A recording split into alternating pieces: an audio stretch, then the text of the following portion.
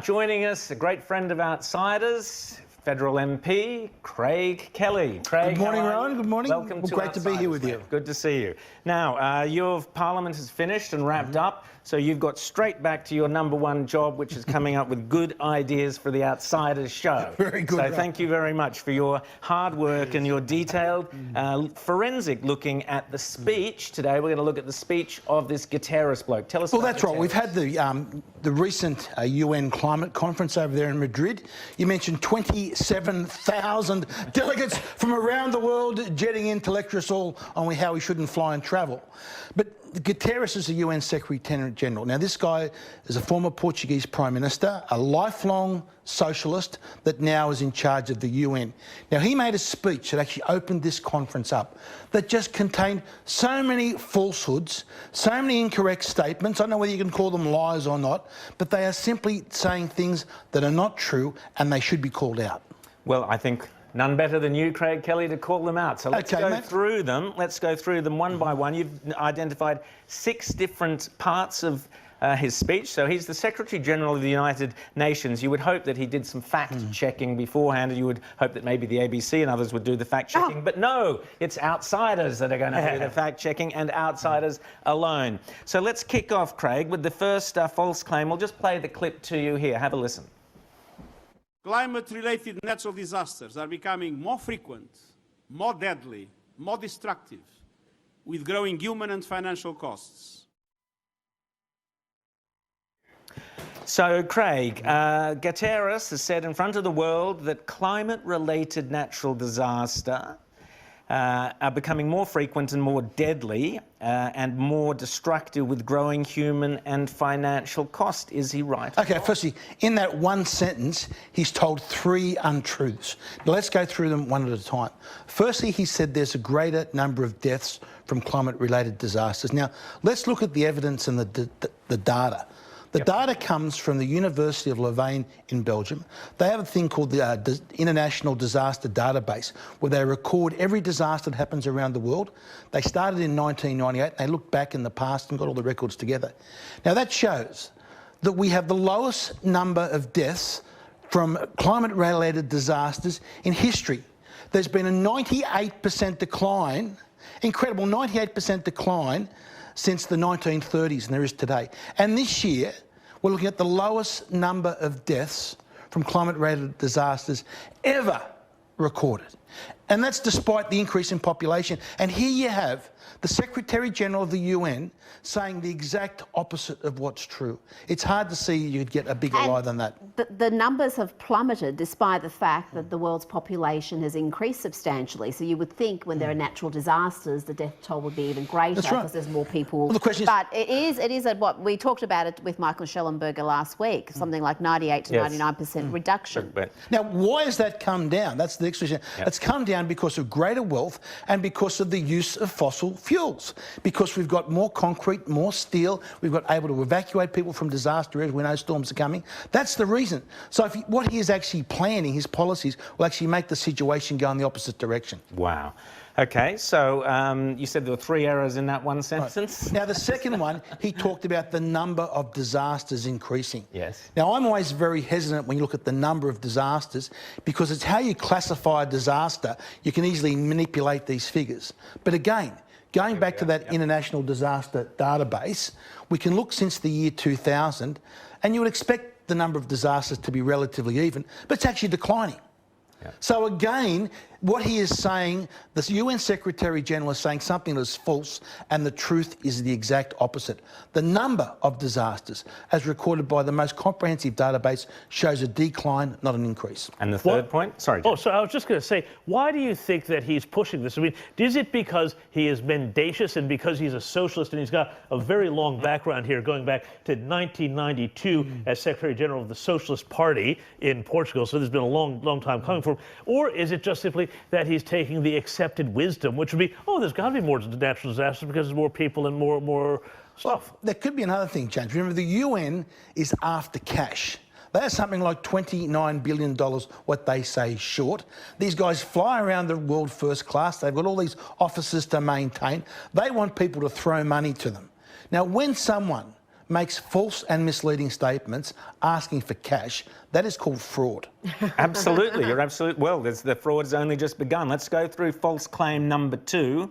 Number 3, Rowan, number 3. Number 3, let's have a listen to this one. We're still on the first. Yeah, sorry, we're still on the first one. First statement, you forget. Number 3 of the first one. It's not easy to make 3 misleading claims in the one statement.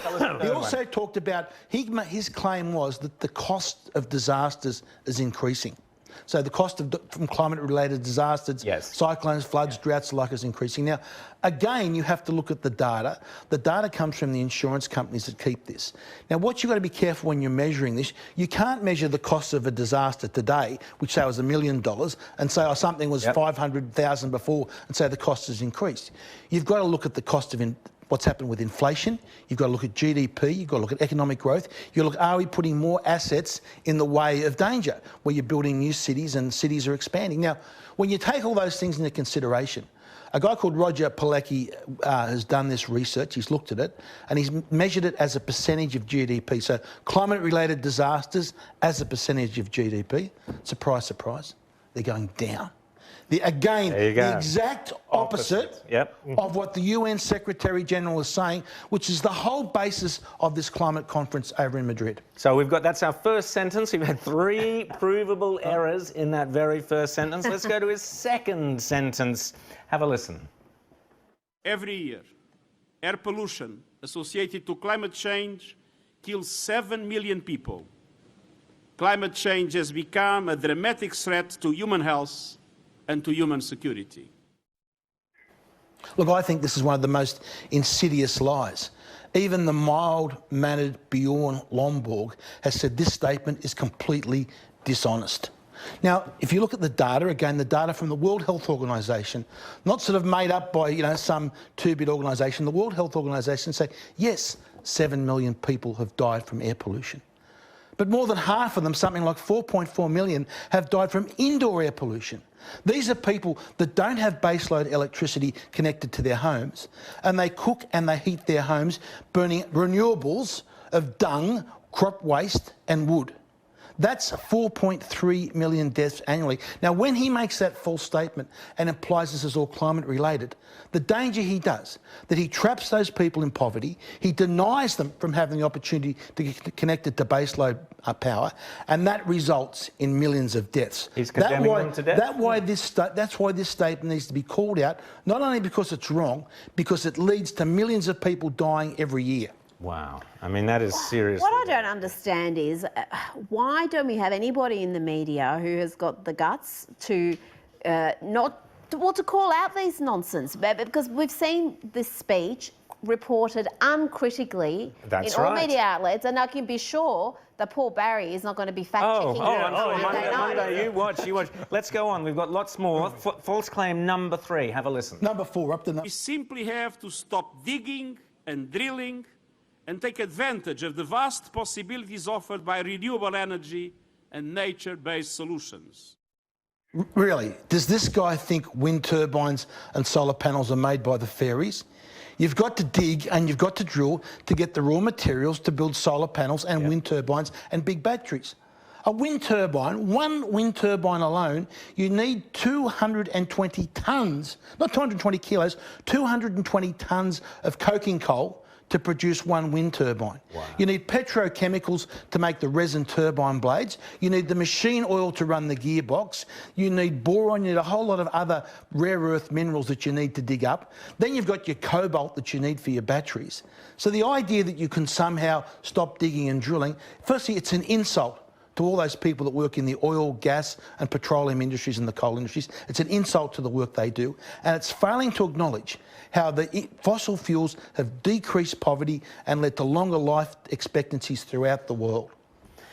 Tell us about the oceans. Tell us about his claim about the oceans. One of his other great claims, this Guterres, UN Secretary-General, is all the oceans, the sea levels are rising, we're all going to drown. Now, again, the peer-reviewed science shows that the islands that Guterres went to and pretended and told them that they were all going to drown underwater shows they're actually increasing in size.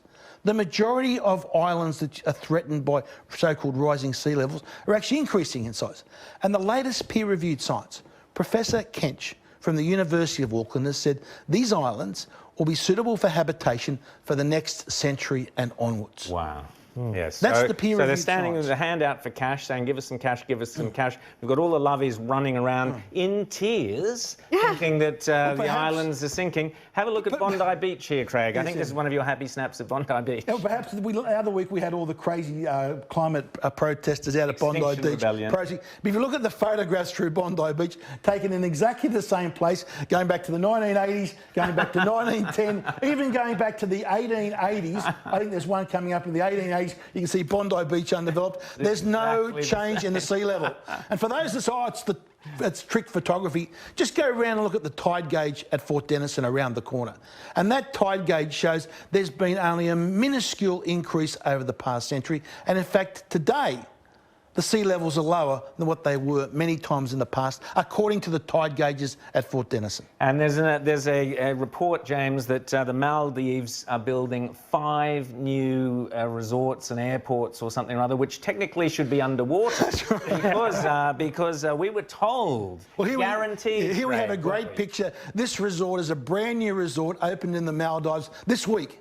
So as Guterres was making this speech, here was this new island resort opening in the Maldives. 150 new rooms, hotel rooms on an island resort, opening the very same day Guterres is making this speech about sea level rise. Why is the Australian government handing over hundreds of millions of dollars to these Pacific nations? How much did we just give Tuvalu, who stood there after we signed this massive cheque and really said some appalling stuff about our country and praised China? Look, we're happy to help our Pacific neighbours in certain ways. Now, what we should have been doing, this is where this false news and the false reporting and the misleading and incorrect statements by Guterres count. Because we've seen in the Solomon Islands, we've seen 60-something kids die from measles. Yep. Guterres, instead of when he went over there to the Pacific Islands, instead of making all these fake news and putting these stunts about sea level rise, he should have been over there talking about the importance of immunising children. Absolutely. That would have reduced deaths. Instead, he's over there grandstanding, telling untruths, instead of working on what's important. Craig Kelly, so great to have you on Outsiders. And your electorate, remind us where your electorate is and who. My electorate is the beautiful electorate of Hughes down in southern Sydney, bit of the Sutherland Shire, and also the Army Barracks around Holsworthy in the great suburb of Wattle Grove and Hammondville. They're very lucky people to have you there, and so is the Australian Parliament. Lucky to have Craig Kelly in there. Craig, thanks so much for coming on Outsiders. Thanks, James. Thanks, Rita. Thanks, Craig. We've got lots more coming up with Might Even Be Some Ice Age. Watch back in a tick.